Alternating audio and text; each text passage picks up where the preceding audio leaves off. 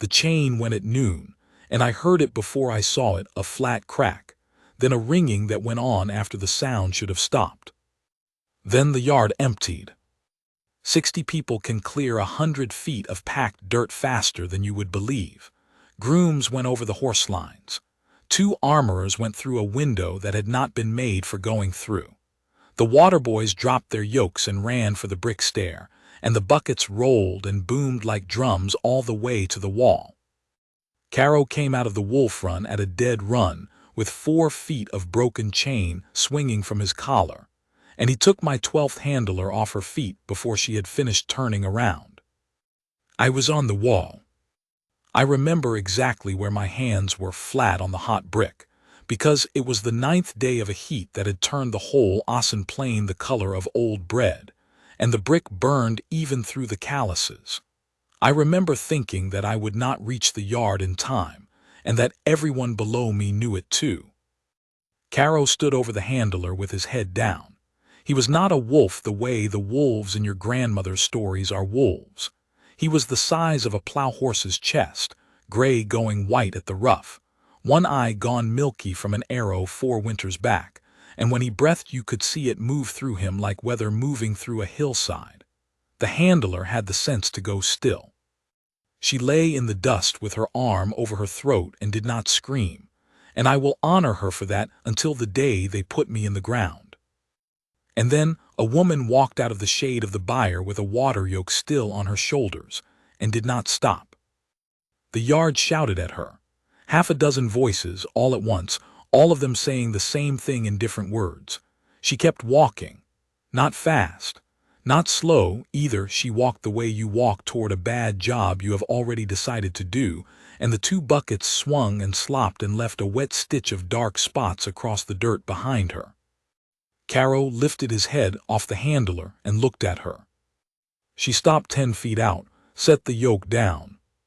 She did not crouch, did not spread her hands, did not make her voice soft and singing the way they teach in the first month. She stood there in a sweat-gray shirt with her sleeves rolled and her hair stuck to her neck, and she said, loud enough for me to hear it on the wall, "She's under you and she can't breathe right. Move off her." That was all. No can't. No iron voice.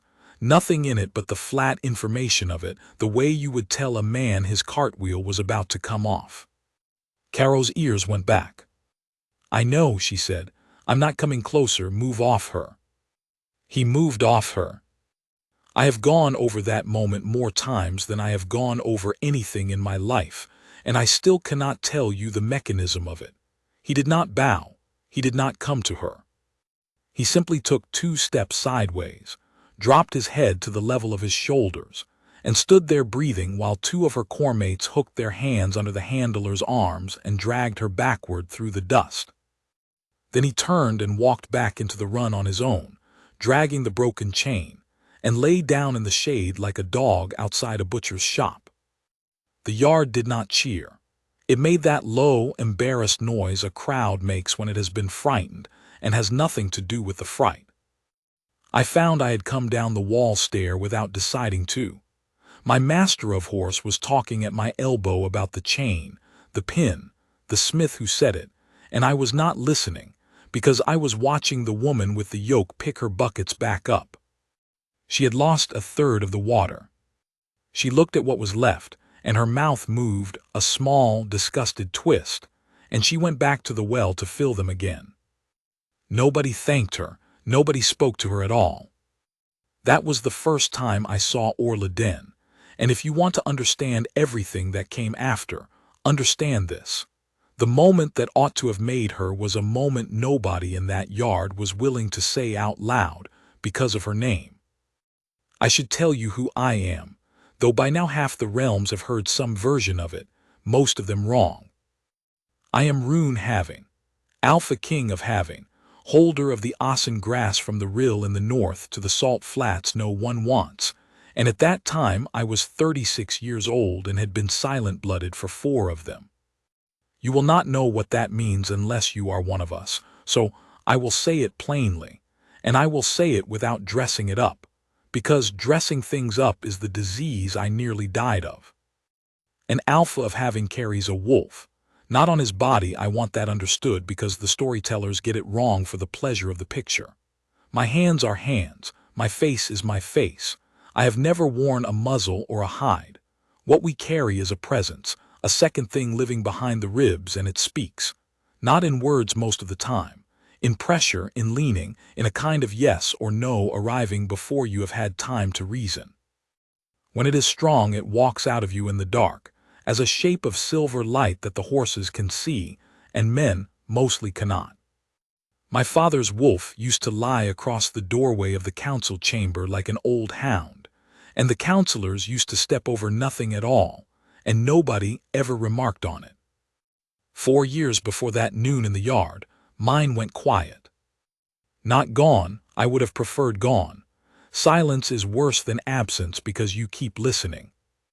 There is a reason a wolf goes silent, and every alpha's child in heaven knows it before they know their letters. It is not grief. Grief makes them howl. It is not fear. Fear makes them pace. A wolf goes silent when the man carrying it has begun to live inside a lie. Mine went silent on a night in autumn 4 years back, and it had not spoken since. And every morning I got up and put the crown on and went out and performed the certainty that a kingdom requires. And every night I lay in the dark and listened to nothing. That is the man who came down off the wall that day. Keep him in mind. He was not a good one. The wolf corps was my idea, and it was mocked from the day I said it. Having's moon wolves are not pets, and they are not cavalry. They are the standard of the realm. There are 9 of them left, which is fewer than there should be, and they belong to no one. They are handled, not owned, and a hold that cannot handle them is a hold the other realms begin to look at sideways.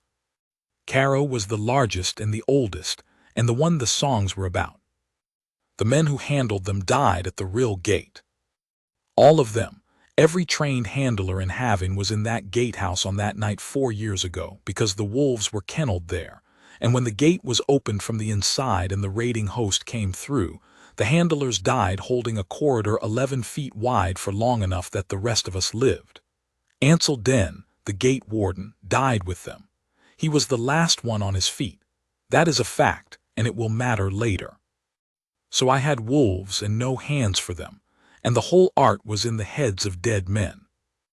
I built a corps out of what was left, and what was left was largely women, because the North had taken our young men for the border levies under a treaty I had signed with my own hand. I took buyer hands and drovers' daughters and a horse doctor's widow, and the 2 women who had run the kennels feed and cleaning for a decade, and knew more about wolves than any lord in my council. I put them at Curranfast under Hans Streed, who had trained handlers' dogs for 30 years and had a voice like a spade going into gravel, and I paid them out of my own coffer because the council would not. The Northmark called it the skirted kennel. That was the polite version. They had rhymes. 12 women were in the corps that summer. They were not delicate and they were not tragic. They were loud. They stole each other's boots. They had a running argument about whether a certain groom was handsome that had gone on for so long it had stopped being about the groom. Tamsin Boyd could put a knife through a hanging feed sack at 15 paces and could not on her life keep a girth tight. Pell Aiken sang while she worked badly, and the wolves seemed to like it, which she claimed was proof of something. Rona Voss had 6 older brothers and had never once lost an argument by volume. Ket Ray was the shortest person in the fastness, and had a habit of climbing things when she was thinking. They were, I want to say clearly, extremely good at the job. 8 of the 9 wolves had accepted handlers within the year, accepted, meaning the wolf would come to the yoke post, take the collar, run to the horn and stop to the horn, and not kill the person doing it. The 9th was Caro. Caro had put 4 of them in the infirmary in 2 years and had accepted no one. And nailed to the yard wall by the water butt, where every one of them walked past it 11 times a day, was the board. The board was Hans. I want that on the record because I let it stand, which makes it mine. 12 pegs, 12 name slats in order of standing. Every fortnight the slats moved. It was meant to sharpen them, and it did. It was also, in practice, a public humiliation renewed twice a month, and the slat on the bottom peg had not moved in 14 months. DNN. She was ranked last, and she was not the worst. I checked. That is not modesty, and it is not hindsight. I went into Hand's ledger that same evening while the yard was still talking about the chain, and I sat with a lamp and read 14 months of marks.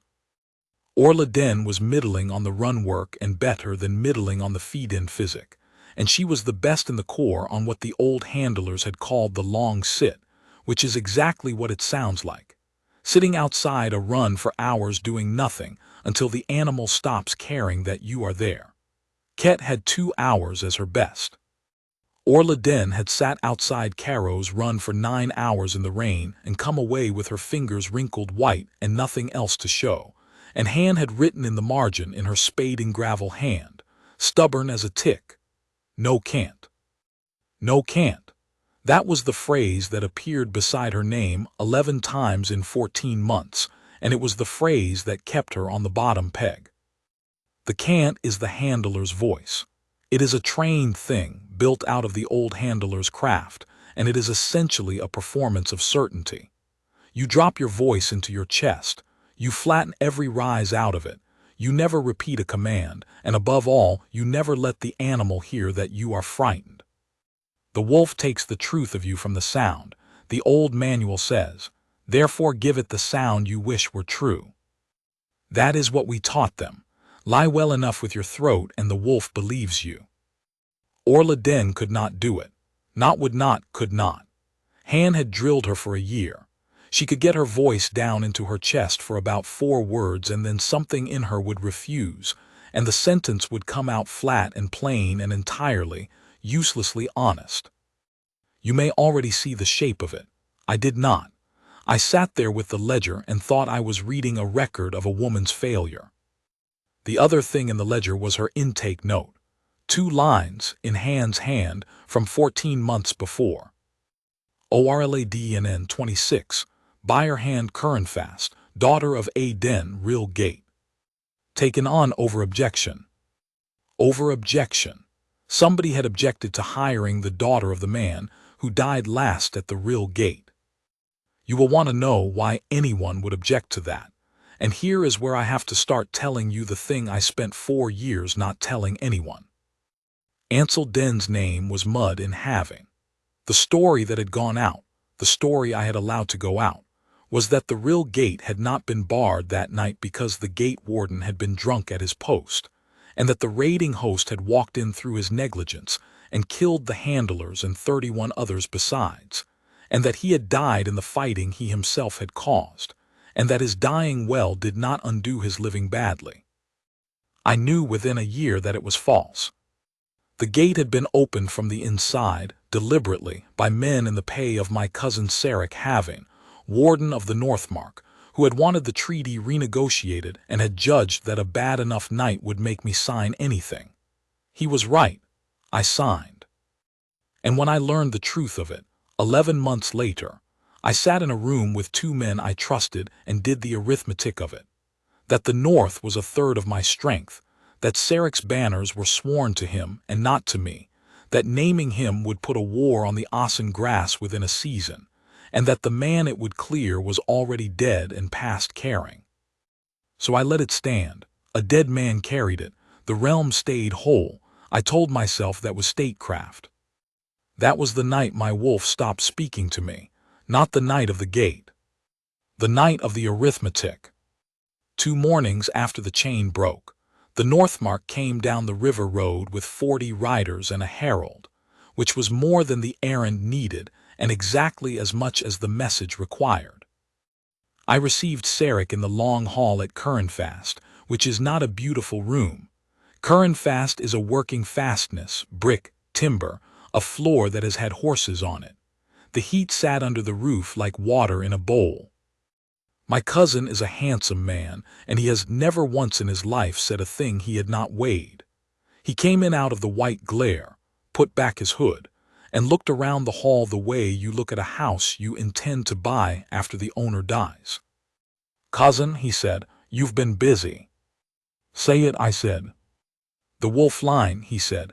The council has voted. Having cannot hold the standard of the realm on 9 wolves and no handlers. The Northmark has kennels, it has men, it has the old lineage books out of your father's time. We'll take the 9 north and handle them properly, and the crown keeps the honor of them. He smiled. And this core of yours goes back to its buyers with a year's wage, which is more than fair. The core has taken 8 of the 9. The core has taken 8 of the 9 tame ones, he said. The 9th is the one the songs are about. He let that sit. 4 handlers in 2 years, Rune. One of them will not use her right hand again. There's a word going about for what that yard is, and it isn't a kind one, and I did not invent it. You paid for the rhyme, I said. I did not, he said, and it was true. He had paid someone else to pay for it, and we both knew that, and he enjoyed the accuracy of his denial the way another man enjoys a drink. There were envoys behind him, 2 from the Free Cities, 1 from the Salt Flats, 1 graybeard from the Guild of the Lineage Books who had come to be scandalized and was enjoying himself enormously. That was the trap, and I saw it as it closed. He had brought witnesses, so that whatever I said in front of the realm. Give me a test then, he said. Not a vote, a test. Let the yard settle it in front of these good men, and let nobody say the crown was bullied. Name it. Caro takes a hand from your core, Sarek said, before the guild's inspection ends. Collar, yoke post to the horn and back. Any one of your 12.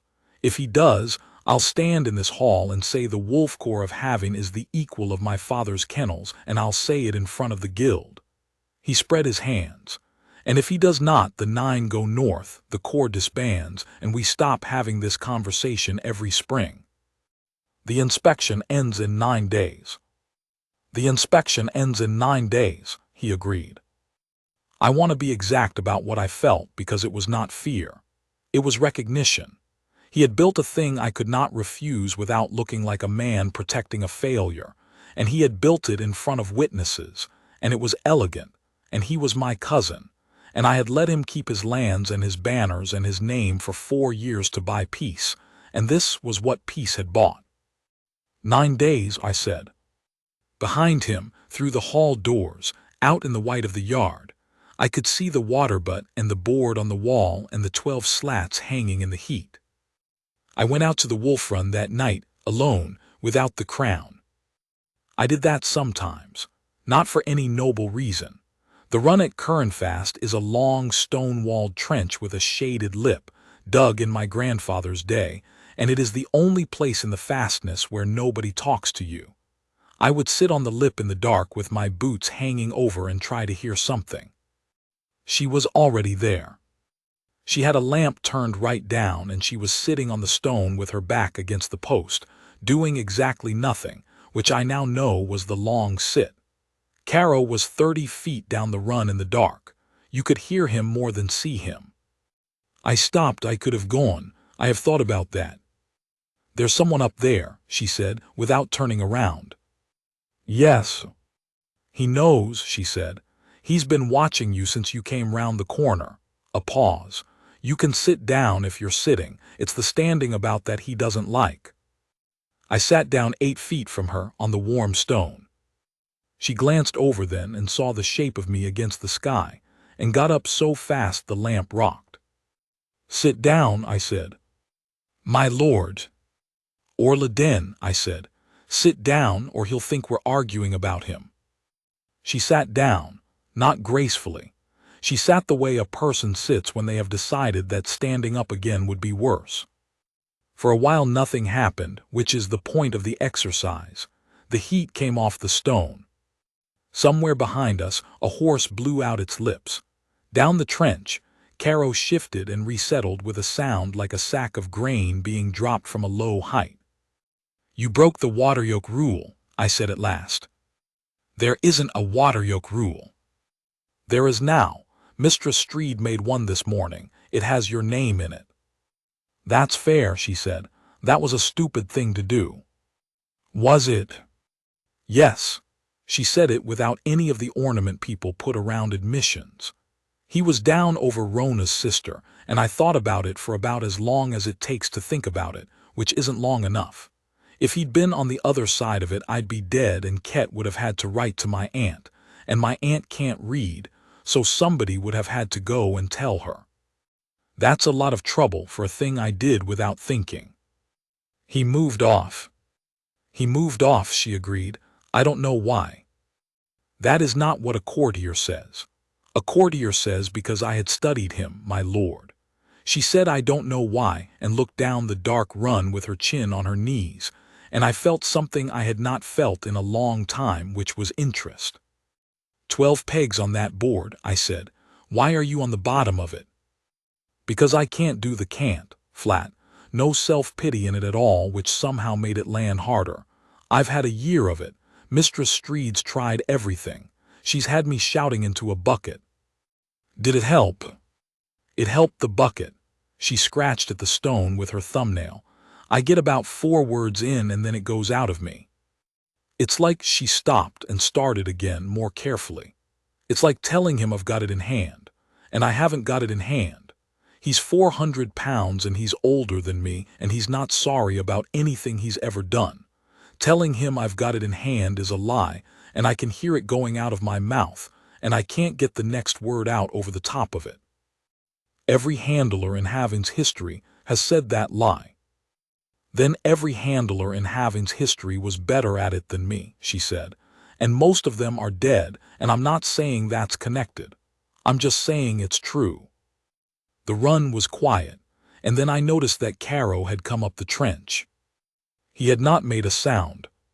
He was lying 20 feet away with his chin on his forepaws, one milky eye and one gold one, watching us both with the particular unbothered attention of an animal that has decided you are furniture.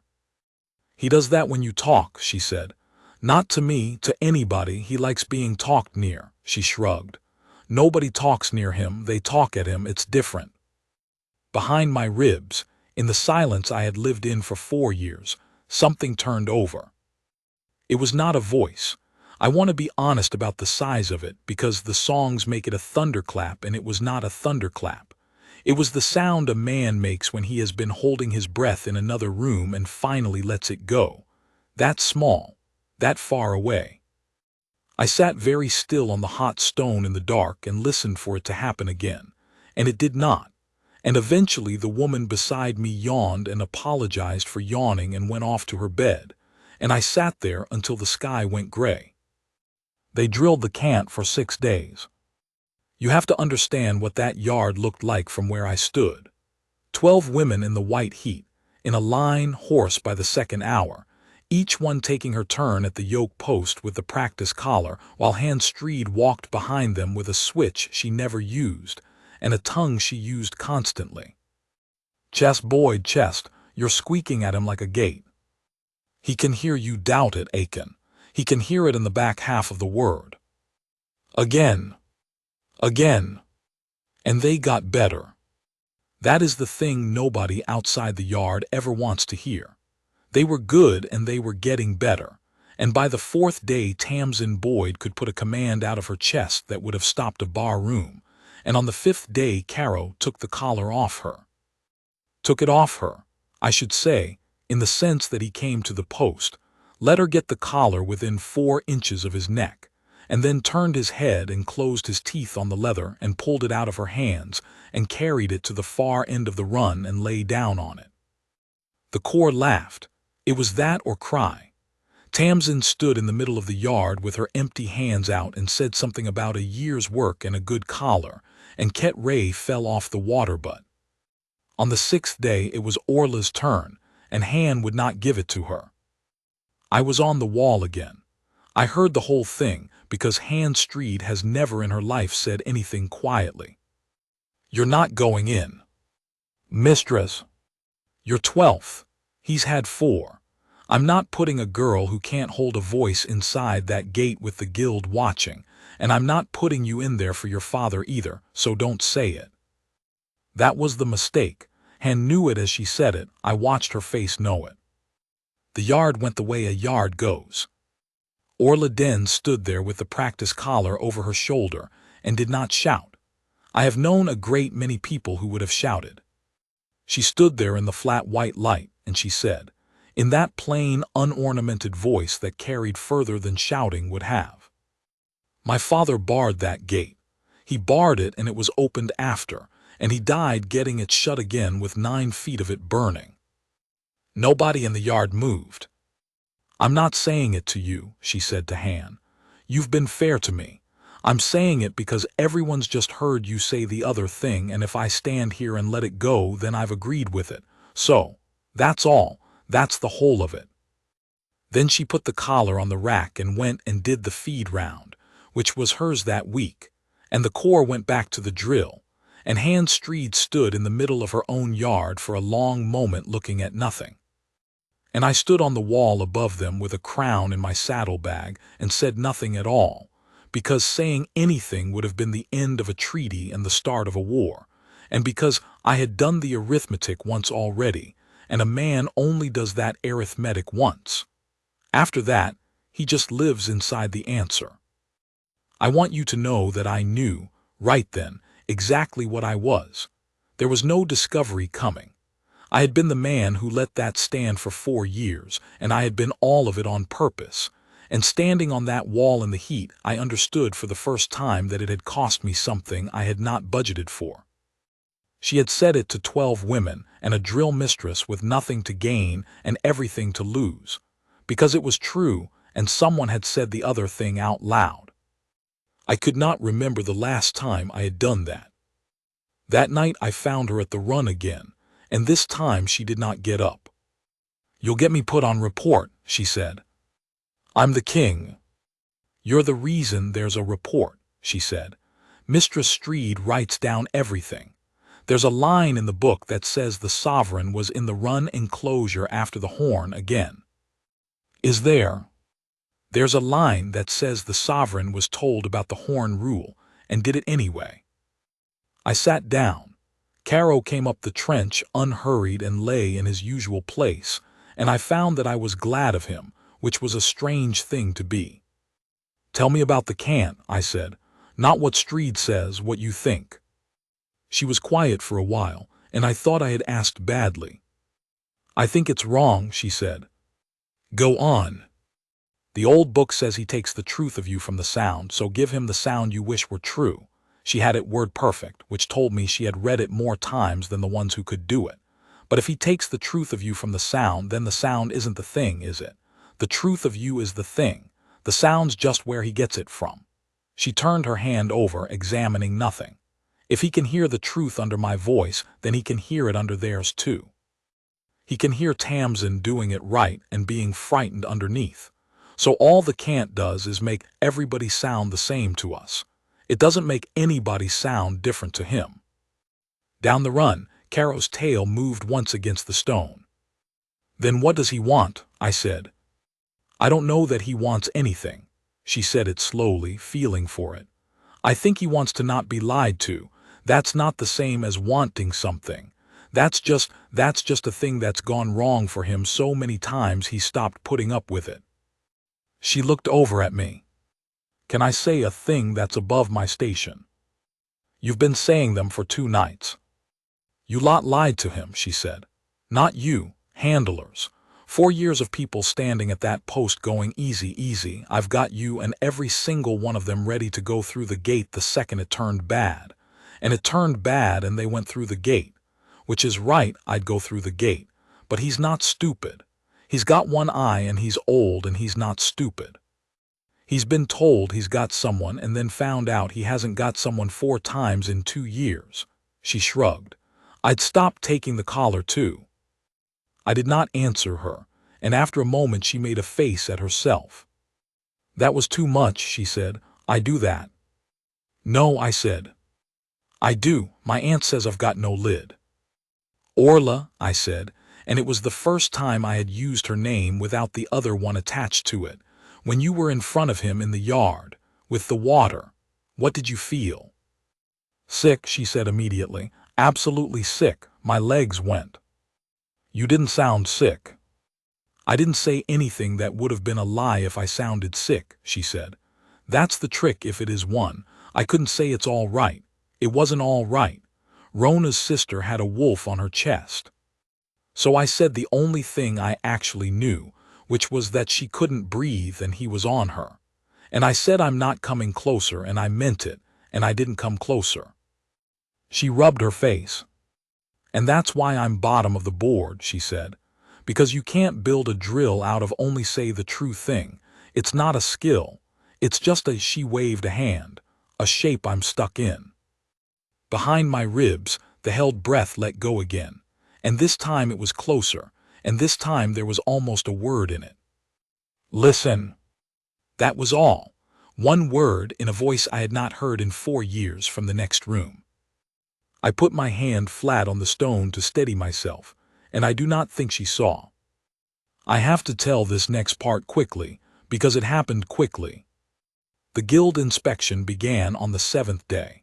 Sarek's people had the run of the fastness by then. That was in the letter, and I had signed the letter, because refusing would have looked like hiding something. 40 riders in a yard built for 150 people is not an invasion. It is a change in the weather. On the 7th evening, Rona Voss took Caro's evening feed in with Pell Aiken on the gate, which is the standard pairing, and Caro came off the wall of the run at her without a sound and put her into the stone. She got her arm up. That saved her face. It did not save her arm. I was in the hall with the guild graybeard when the horn went, and I have never in my life crossed a yard faster. They had her out by the time I got there. Pell had gone in with the pole, and Tamsin had gone in with nothing at all, and Caro was standing in the middle of the run with his head low and his ruff up and his one gold eye entirely, terribly awake, and he was not the animal that had lain by my boots for 6 nights. "Get the gate," Han was shouting. "Get the gate." Orla Den was on her knees by the feed trough. She was not looking at Rona. Half the yard was looking at Rona. She was on her knees at the trough with her sleeve pushed up to the elbow and her hand in the meat, and she brought her hand out and looked at it and put it under her nose. Then she stood up and said, in that plain carrying voice, "Somebody's put dropwort in the feed." The yard went absolutely quiet. "Dropwort and lamb's blood," she said. "It's in the bottom half. It's not through it. Somebody's turned it in at the bottom so the top smells right when Pell checks it, because Pell checks the top." She held her hand out, dripping. "He's not gone bad. He's been poisoned and he's frightened." Han Streed crossed that yard like a woman half her age, took Orla's wrist, smelled it, and turned around with her face gone the color of the brick. "Nobody touches that trough," she said. "Boyd, stand on it, nobody." I want to record what dropwort does, because people say poisoned and picture something restful. Dropwort in that quantity does not kill a beast that size. It gripes them. It cramps the gut and burns the throat and makes an animal in a stone trench believe, correctly, that something is happening to it and that it is trapped. It had been put in at the bottom, under blood, on the evening of the 7th day of a 9-day test. I stood in that yard with a wolf raging in a trench and a woman being carried past me with her arm in a wrap, and I did the only thing a king can do in that moment, which is nothing loudly and everything quietly. Streed, physic for the wolf and the trough sealed and kept. Boyd, Aiken, the run gate stays shut till he's through it, no matter what he does in there, and nobody goes in for any reason. I turned. Den. "My lord." "Who has been in the feed store?" "Since when?" "Since the riders came." She did not say I couldn't say, which is what a careful person says. She said, 4 hours and the 2 feed boys, and a man in Northmark gray who came in for saddle soap on the 5th evening and stayed a while, and I don't know his name, but he's got a burn on the back of his left hand and he doesn't like being looked at." "You noticed that on the 5th evening?" "I notice things about people who don't like being looked at," she said. "That's," and she stopped and did not finish it, and I understood that the end of the sentence was, "That's what it's like to be a den in this yard, and that she had chosen not to spend it on me. I went to my cousin at midnight in his own quarters without a guard, which was foolish. He was awake. He had a good candle and a cold supper, and he was reading a survey of the Asen water rights, and he looked up at me with the pleasant, unhurried expression of a man who has heard the horn go and has already decided how surprised to be. "How is the girl?" "She'll keep the arm." "Good," he said. "Good, that's a mercy." He set the survey down. "You'll want to say something to me now, say it." "Drop word under blood." "Yes, I heard." He nodded slowly. "It's a filthy trick and I'm sorry for it. There'll be a man in your yard who took a coin from someone who wanted the wolf to look bad in front of the guild, and I'd find him if I were you. There are people in the north who have wanted this settled for years and haven't got my patience." "Sarika."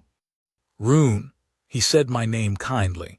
That was the worst part. He has always said it kindly. "You are about to accuse me, in front of nobody at midnight with no man in the room, on the word of a buyer hand who smelled something. Think about the shape of it." "I've thought about the shape of it." "Then you'll know it's the same shape as 4 years ago," he said, "and you'll remember how that one went. The candle sat between us and did not flicker. The night was too still for it. You knew what I knew 11 months after the real gate," he said, "and you sat with it, and you were right too. Not because you're a coward, you're not, you've never been, but because you could count. Third of your strength. My banners are sworn to me. A war on the grass in a season and the free cities watching. You did the sum and you got the answer everybody gets." He took a grape and ate it. "You've had 4 years of peace out of that sum. The whole of the Asen has had 4 years of peace out of it. Every child born on this plain since that autumn is alive because you could count. And a dead man carried it. A dead man cannot carry anything. That's the point of him." He said it without cruelty, which was somehow much worse than cruelty. "You've grown fond of the daughter, I hear. That's the trouble with keeping a core of them under your own roof. Cousin, a king ought to do his difficult arithmetic at a distance." I stood there in the candlelight, and I understood 2 things at the same time. The first was that he was going to win, because he was right about the numbers. The second was that the reason I had come to his room without a guard at midnight was that some part of me had wanted him to say it out loud, so that I could hear the sound of my own reasoning coming out of his mouth. Behind my ribs, in the silence, the held breath let go again, sharper now, nearer, and there was no mistaking the word this time. "Enough." I went out without answering him. I went down through the fastness and out into the yard, and the board was on the wall in the moonlight with 12 slats hanging, and I stood in front of it for a long time. 2 days. The next morning I did something that Hans Streed has never entirely forgiven me for, which is that I went into her yard during her drill and stopped it. "Mistress, everyone in from the post." 12 women came in out of the sun and stood in a rough half-circle with their hair stuck down and their sleeves rolled, and every one of them was looking at the ground, because a king who stops a drill is generally about to end something. "The test stands," I said. 2 days. My cousin has offered no adjustment for a poisoned feed, and I have not asked for one, because I'd rather not be given anything I'd have to be grateful for. Somebody snorted. I think it was Ket. Second, the board comes down. Hans' head came up. "Not for kindness," I said, "because it's wrong. It ranks you against each other, and the job is not against each other. There is one animal in that trench, and he does not care which of you is best. He cares which of you he believes. I've read 14 months of your marks, and I could not tell you from them which of you he'll take, and neither could Mistress Streed, and neither can Mistress Streed's board." I looked at Han.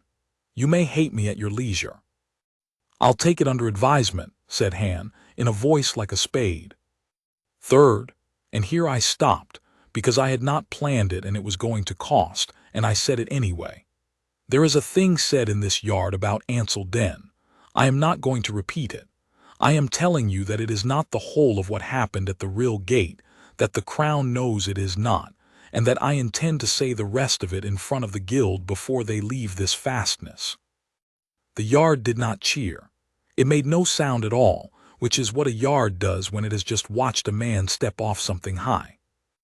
I did not look at her while I said it. That was cowardice of a small and specific kind, and I noticed it, and I have not forgiven myself for it either, and I looked at her afterward. She had gone white to the lips, and she was standing very straight, and she said nothing whatsoever, and I understood that this was the first time in 4 years that anyone above the rank of drill mistress had said any part of it out loud, and that she did not know yet whether to believe it. She came to find me that evening in the run, which was a reversal. "Why?" she said. "Because it's true." That's not an answer, that's a fact. She sat down on the stone further away than usual.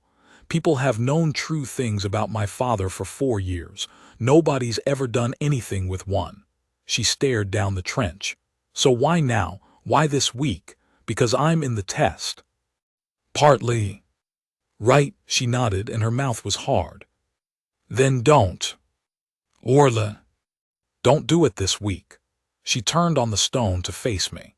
"If you say it this week, then everybody in Haven hears the king cleared a gate warden 2 days before the gate warden's daughter walked out in front of the guild.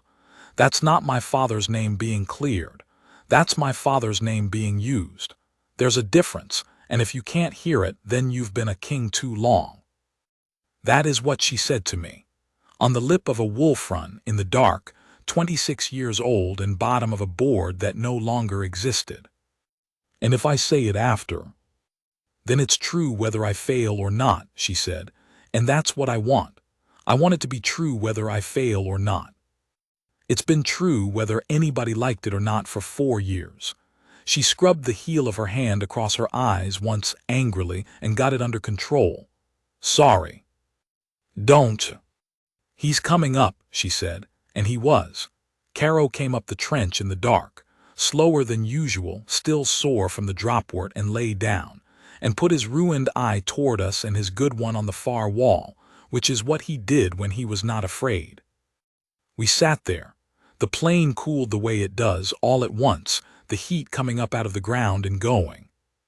"I have to tell you something," I said, "and you will not like it, and I would rather you heard it from me on a stone than from a herald in a hall."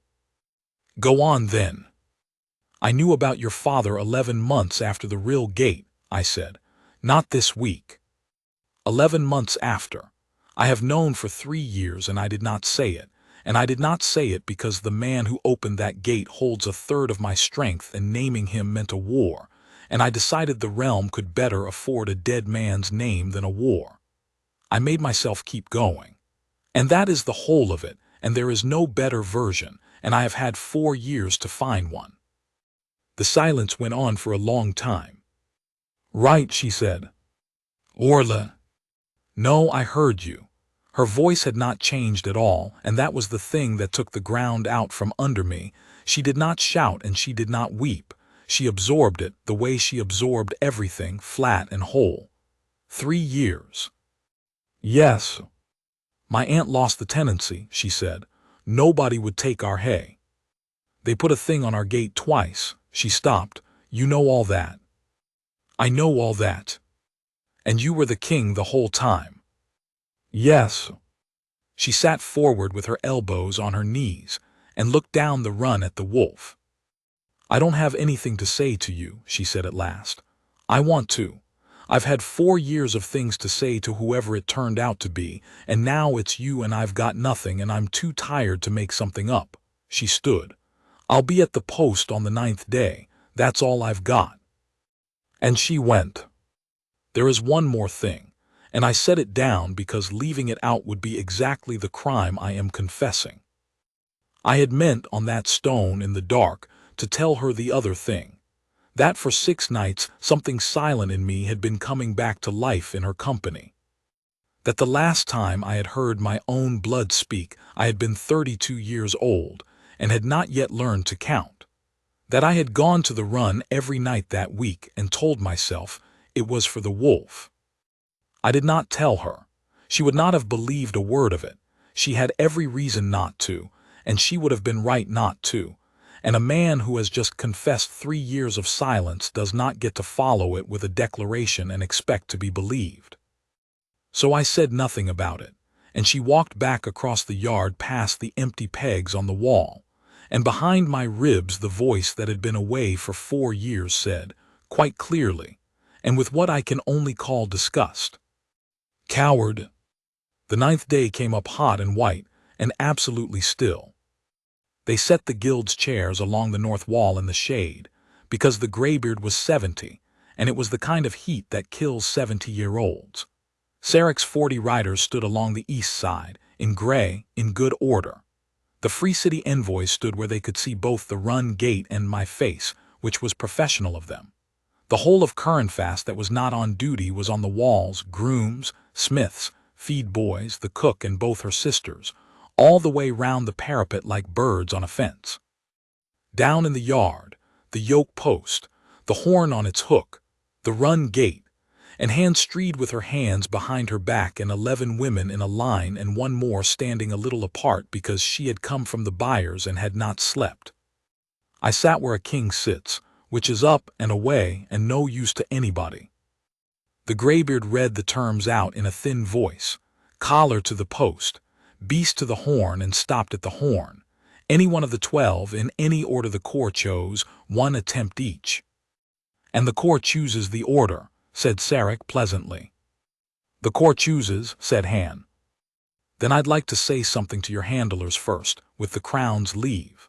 He turned and raised his voice, and it carried beautifully. He has always had a good voice. You have all worked hard, and you have all been badly used by a fashion that was not your idea. Whatever happens in this yard, the Northmark will take any of you into its kennels at a full wage, and there is no shame in any of it. That offer stands to all 12 today, whatever the outcome. It was extremely well done. Half the yard softened toward him on the spot. If you have never watched a man buy a room in 11 seconds, I recommend it as an education. Then he walked down the line, and he stopped in front of Orla Den, and he said something to her quietly, and I could not hear it. I watched her face. Nothing happened in it at all. Then she stepped out of the line and said, at full volume to the whole yard, "He's just offered me my father's name back." The yard turned over like a pot. "Say it louder, my lord, because I don't think the guild caught it," she said, and her voice was as flat and unornamented as it had been on the stone in the dark. "You said, fail well today, and the Northmark will find the papers that clear Ansel Den, and there'll be no need for anybody to be embarrassed." Sarek did not lose his composure. "He is very good," he said. "That is a distortion of—" "It's not a distortion, it's the words." She was not shaking. I was slightly. "You said fail well. I've had 4 years of people not saying my father's name, and one man just offered to sell it to me. I'm not having it, not off you and not like that." She looked at me then up on the wall, and it was the first time she had looked at me since the run, and there was nothing forgiving in it at all. "And not off you either, after, like we said." The graybeard from the guild had his pen up and was writing, very fast. "Mistress Streed," said Orla, "I'd like to go last." "You'd like to go last," said Han. "Yes." "Why?" "Because if any of them takes him, then it doesn't matter what I can do," Orla said, "and I'd rather it went to somebody the yard likes. They went in order, and I will name them, because they earned it, and because the songs leave them out. Ket Ray went first and got the collar to within a foot before he came up off his forelegs, and she backed out with the gate behind her and no shame in it. Pel Aiken sang. She had decided in advance that she was going to, and she stood at the post and sang the fee-drowned song in that badly pitched voice, and Caro came to 9 feet of her and stood there for what felt like a year, and then turned his shoulder and walked away. Pel finished the verse anyway. She said afterward that stopping in the middle would have been rude. Murrin Halloway got a hand on his ruff. That is further than anyone had been in 2 years, and the yard made a sound like a wave, and then he shook her off the way a horse shakes off a fly, and she went down on the stone and got up with a split lip, and said a word that the guild's graybeard wrote down. Tamsin Boyd was the one I would have bet on. She stood at that post and put out a command in the cant that I could feel in the soles of my boots from the top of the wall, and Caro came and stood, and put his head down and stopped, 4 inches from the collar, with his one gold eye up on her face. And Tamsin Boyd, who is a good handler and a better woman, said afterward that she had thought, in that exact moment, don't let it be now, I'm not ready, and that he had heard it. He backed off. She stood there with her hands full of leather. They all went, every one of them, in heat that took the shine off the brick, in front of 40 gray riders and a guild and a plain full of witnesses. 11 women walked out to an animal that had put 4 of their friends in the infirmary, and not one of them refused, and not one of them was quick about coming out. And then there was one name left. Anne Street said it, and her voice, for the first time in the 30 years I had known her, was not a spade in gravel. Den. She did not take the collar. That is the thing they leave out of the version they sing, and it is the whole of it, so I will be exact. She walked to the rack, and Han held the collar out, and Orla Den looked at it and said, "No, thank you, mistress," and went to the gate empty-handed. "That's not the terms," said Sarek. "The terms are collar to the post," said the graybeard without looking up from his page. "They are not that she carry it in. Continue." She went in. The gate shut. I heard the bar go home, and I heard my own heartbeat, and then Curranfast was as quiet as a fastness with 300 people in it has ever been. Caro was at the far end, standing, rough half up, sore, poisoned 2 days before, watched all morning by strangers, having refused 11 people in a row. Orla walked out to the middle of the run and stopped, and stood with her hands at her sides, and she did not lower herself, and she did not spread her arms, and she did not put one thread of the cant into her voice. "You know me," she said. The run was so quiet I could hear the words from the wall.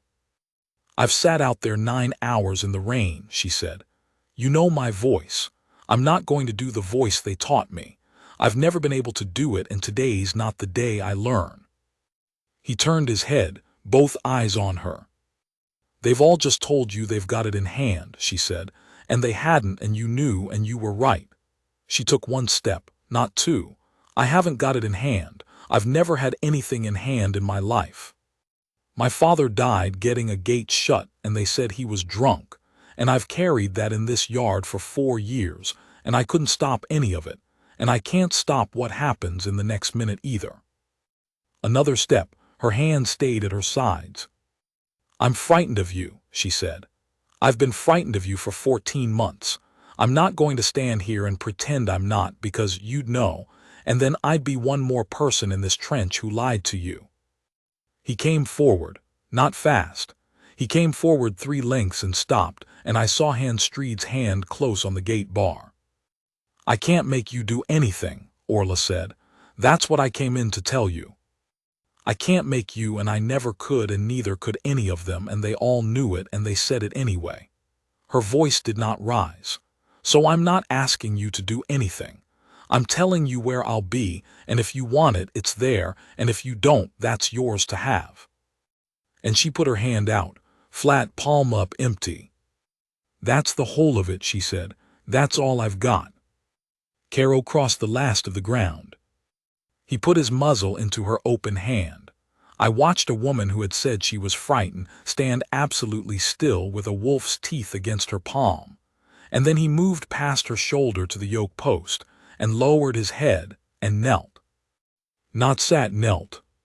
4 legs folding, chest to the stone, head down, and turned so the collar line of his neck came up under her hand, the way the old carvings on the rill gate show it, and the way nothing living in Having had seen for 4 years. Somebody on the wall started crying. It might have been the cook. And in that same instant, in the middle of my chest, 4 years of silence broke open, and my wolf came back into the room. It was not a whisper this time. It was the full weight of the thing, arriving the way weather arrives, and it did not congratulate me, and it did not comfort me. It said one word, and it said it the way you say a name you have been waiting all night to say. Hers. The silver of it went out of me and down into the yard. I did not call it. I have never been able to call it. And 300 people watched a shape of light the size of a plow horse walk out of the Alpha King of Having, cross the stone, and lie down at the foot of the run gate with its head on its paws, facing in. The graybeard from the guild dropped his pen. Sarek having said, very quietly in the silence, well, I came down off that wall, and I did not go to her, because it was not yet a moment where a king walking to a woman meant anything good.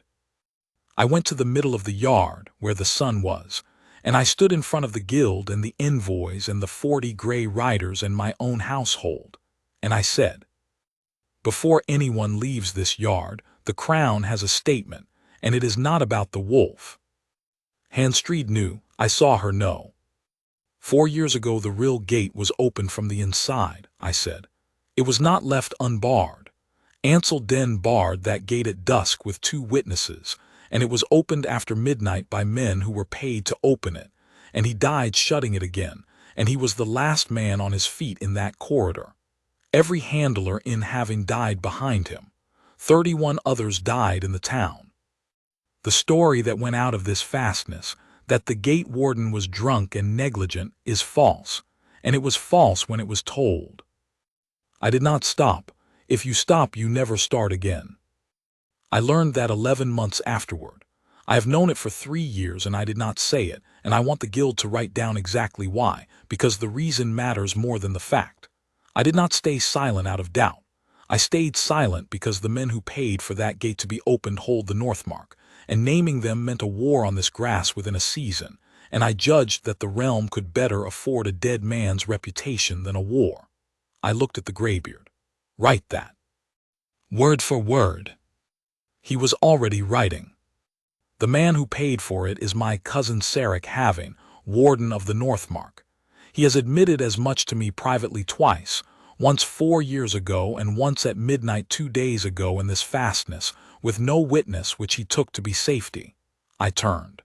You may deny it, cousin. You will do it in front of the guild, and then we will send for the paymaster's rolls at Varick, which I have had under seal since the spring, and which I have never opened because opening them would have obliged me to be a better man than I was prepared to be.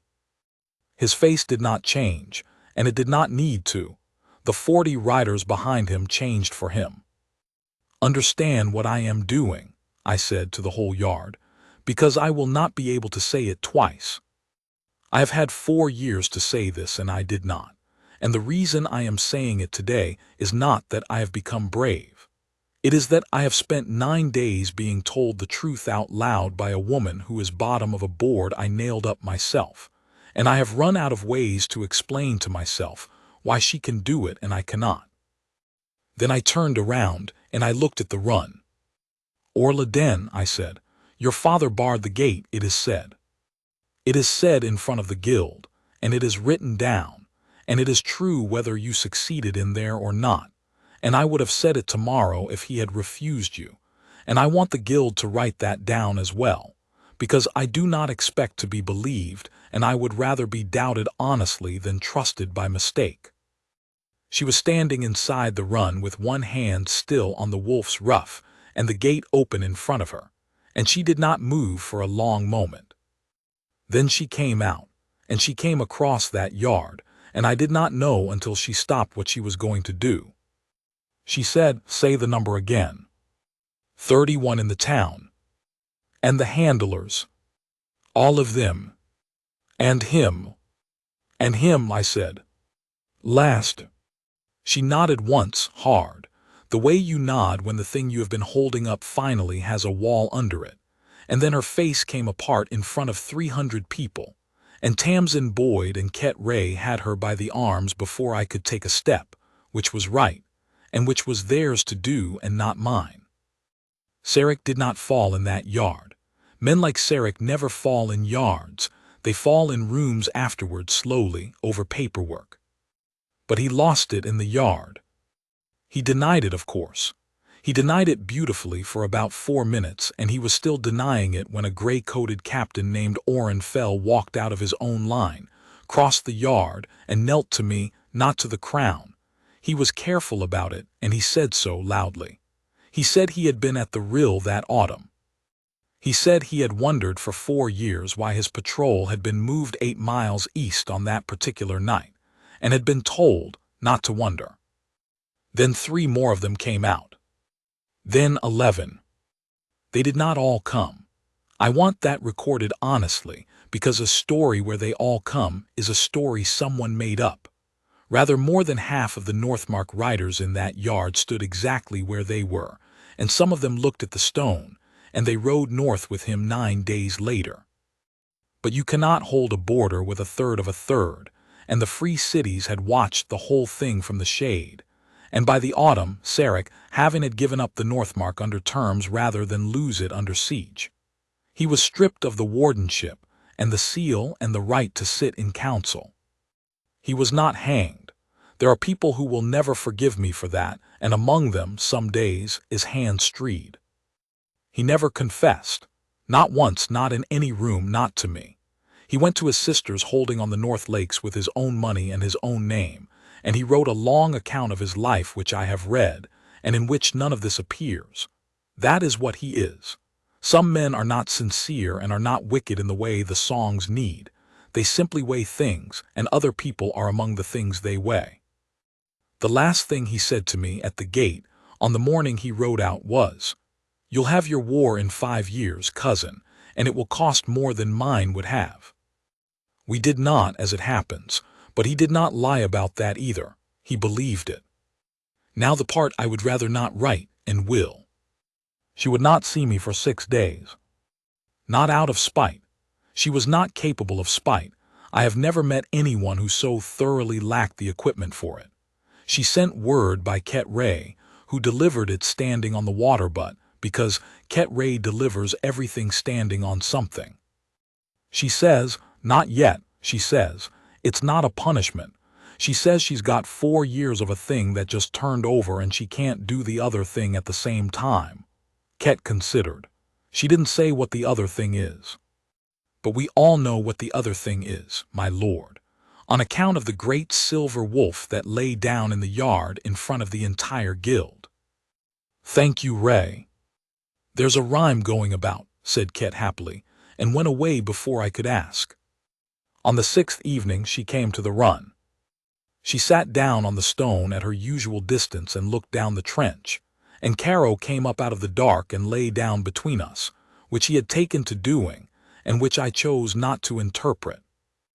I'm going to say a list of things, she said, and I'd be grateful if you didn't answer till I'm done, because if you answer in the middle I'll lose it. Go on. 1. You knew for 3 years. She had her hands flat on her knees. That doesn't stop being true because of the yard. I'm not going to pretend it stopped being true.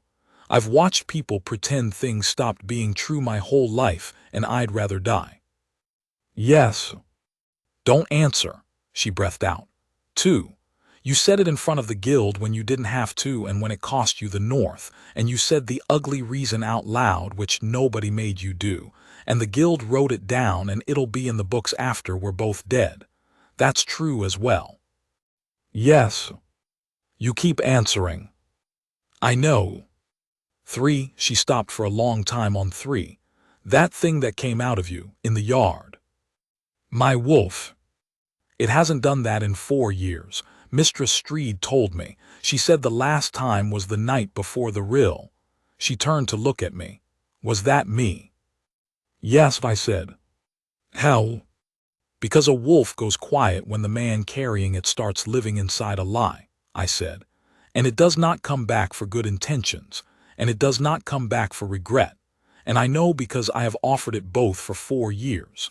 It came back the moment I heard you tell that animal the truth in a way that could have got you killed, and it has not stopped talking since, and it is extremely rude.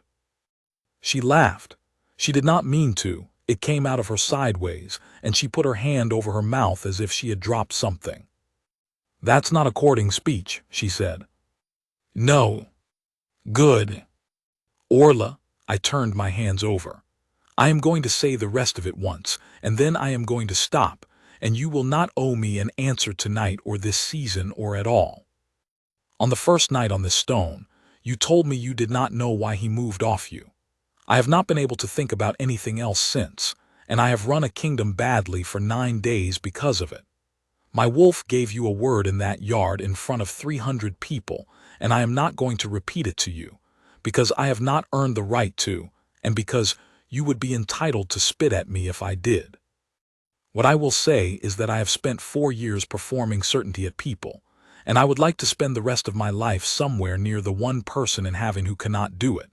And if that is not what you want, I will hear it now, and it will change nothing about your father, your posting, your core, or your standing. And I will put that in writing tonight and give it to Streed to hold, so that you are never in a position where saying no costs you anything. She was quiet for a very long time. Put it in writing, she said. I will. Tonight. Tonight. Right, she nodded. Then I'll think about it, and I'll tell you the true thing when I've got it, and it might not be the one you want. That's all I've ever wanted from anyone, I said, and I've been king for 11 years and you're the first person to offer. She told me on the 4th morning after that, in the feed store, with her sleeves rolled up, in the middle of counting sacks. What she said was, 38, 39, yes, all right, but I'm not living in a hall, 40. I have been told this is not a romantic story. I have never wanted a different one. The mark came that night, and it did not come the way the songs promise, with light and a hall and the court on its knees. It came while she was asleep sitting up against the feed store wall with a tally slate in her lap, and it woke her, and she came and found me in the run and held her hand out into the lamplight without a word. A thin white line across her palm, straight, a little rough, running from the base of the fingers to the heel of the hand, exactly the mark you get from gripping something that is trying to leave you and refusing to let it go. A rope burn healed pale. I turned my own hand over next to it. The same line in the same place, and mine had come up under 4 years of calluses and made a road through them. She looked at the two of them side by side for a long moment. That's not a pretty one, she said. No. Good, she said again, and closed her hand. Caro lived another 5 years, which is a long time for a wolf of that size, and she handled him until the last month of it. He never took a collar from anyone else, and he never had to. He would come to the horn from anywhere on the ossen grass, and he would stop dead at the second note, and the guild wrote a very long treatise about it in which the word can't does not appear. The corps did not disband. The corps trebled. There are wolf corps at 4 holds now, and every one of them is trained on Orla's method, which is not a method at all, and which the new handlers find infuriating for about 6 weeks and then stop finding infuriating. Hans Streed ran the school at Kernfast until she was 68, and then ran it for another 4 years while telling everyone she had retired. When the first new manual was printed, the line at the front of it was hers, and it says, "He takes the truth of you from the sound, therefore be true or be quiet." Rona Voss kept the arm and lost some of the use of it and became the best feed-in physic officer in 3 realms, and she has never once let me forget that it happened in my yard, and she is right too. Tamsin Boyd still cannot keep a girth tight. And the board came down. I had it off the wall myself on the evening of the 9th day, and I meant to burn it because I was in that mood. Orla stopped me, which was the 2nd time in a fortnight she had stopped me doing something satisfying. So it did not burn. It was planed flat, and the 12 pegs came out and the holes were filled, and it hangs now on the inside wall of the Kernfast yard where it always hung, and the 12 names are cut into it in 1 line level, in the order they walked out to him on that day, which is not an order of merit and never was. Den is at the end because she went last, and she went last because she wanted it to go to somebody the yard liked. I still stand in front of it sometimes, early, before the horn. Because here is what I do differently now, and it is the only thing I have ever changed about myself that stuck. I say the hard, true thing first, out loud at the start, before anyone has arranged themselves around it. Not gently. I am not a gentle man, and I have stopped pretending, but first. It has cost me 2 treaties and a great deal of goodwill, and I am told I am a difficult king to sit in council with. And when I do it badly, when I wrap it up or shade it or find the version that costs me less, there is a woman in this fastness who will look up from a tally slate, or a strap, or a wolf, and say the 4 words she has been saying to me since a hot noon in a yard where nobody else would speak. That's not true, Rune. And then she will wait, with her flat, empty hand held out, until I come and put the truth into it.